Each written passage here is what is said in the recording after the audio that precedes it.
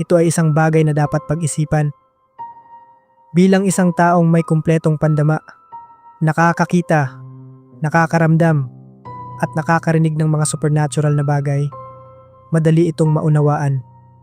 Naririnig ko ang mga nakakatakot na tunog habang may puting aninong dumadaan sa harap ko. Paano naman ang isang bulag? Oo, naririnig niya ang mga kakaibang tunog. Pero mas kaunti ang takot dahil hindi niya ito nakikita. Naalala ko, noong inimbitahan akong magsalita sa isang workshop tungkol sa web accessibility sa isang 4 na bituin hotel sa Baguio City. Sikat ito sa mga multo at aparisyon.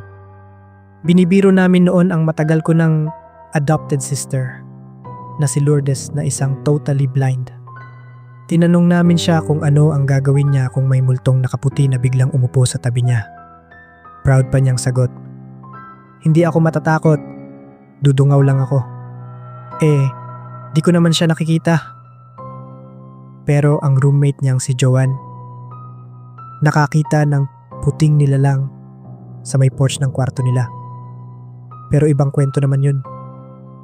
Ngayon, paano naman kung bingi ang nakasaksi? Walang tunog, pero todo ang paningin. At sa totoo lang, yan ang pinakaimportanteng pandama sa mga nakakatindig balahibong karanasan. Kamakailan, nakausap ko ulit si Sir Jeff Cortez. Kasama ko siya sa mga house visits. Habang break ng klase niya, mas matanda man ako sa kanya. 19 na taong gulang pa lang siya. Ang karanasan niya sa mundo ng mga bingi ay mas malawak pa sa akin. Kaya ang saya makipagkwentuhan sa kanya. Sa pagkakataong to, multo ang naging topic namin. Pareho kaming born again Christians na naniniwala sa Biblia. Ang tatay niya ay isang pastor na bingi at guro rin sa elementarya. Sa totoo lang, dapat hindi kami naniniwala sa mga supernatural. Pero inalog niya ang pananampalataya ko. Kahit ako mismo ay may sariling karanasan sa multo, mas creepy ang kanya. Nag-aral si Jeff ng elementarya at high school sa Laguna Christian Colleges for the Deaf sa Cavinti. Isang bundok-bundok na lugar malapit sa Mamtanon, Makiling. Isang madaling araw, 5:00 ng umaga, habang nag-aayos silang mag-ina ng almusal, may dumaan sa harap nilang malapit na isang dambuhalang kalabaw. Lumulutang, walang paa. At nang pumasok ito sa mga puno, bigla na lang nawala. Sumunod na nakita nila, 2 lalaking parang nagsasaka sa direksyon na dinaanan ng kalabaw. Ang kakaiba, walang palayan. At lahat sila nakaputi at lumulutang sa hangin. Nawala rin sila sa gubat. Dahil sa sobrang takot, nagtinginan silang mag-ina at sabay tumakbo papasok ng bahay. Nangako silang di nalalabas ng madaling araw. Kailangan pa ba ng tunog? Hindi na. May isa pa. Sa tatay niyang bingi ito nangyari. Sabi ni Jeff, matapang ang tatay niya.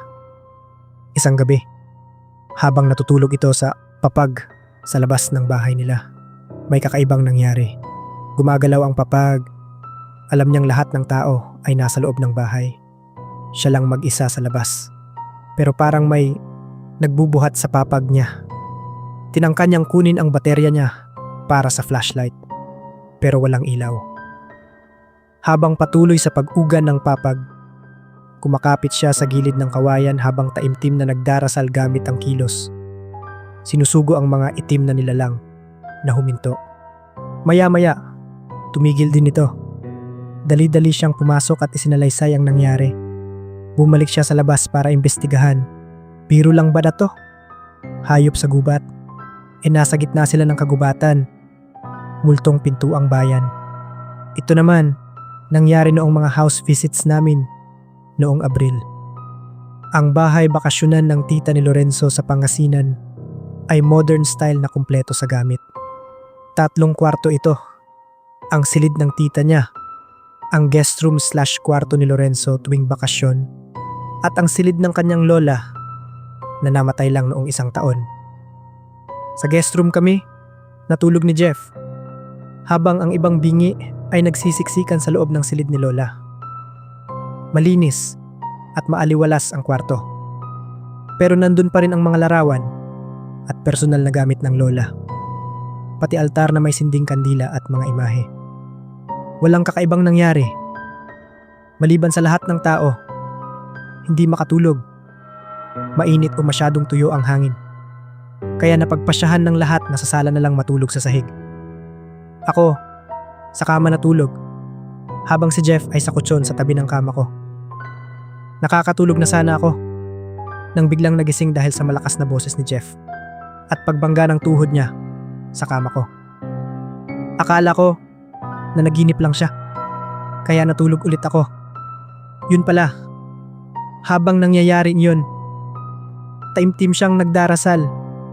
Pilit kumakawala sa pagkakadiin ng isang hindi maipaliwanag na presensya sa kanyang dibdib. At habang lumalaban siya, kitang-kita niya si Lola ni Lorenzo, nakatingin sa kanya sa may pintuan. Ikaw, may kwento ka rin ba tungkol sa multo? Lalo na kasama ang mga bingi. I-share mo naman dito. Smile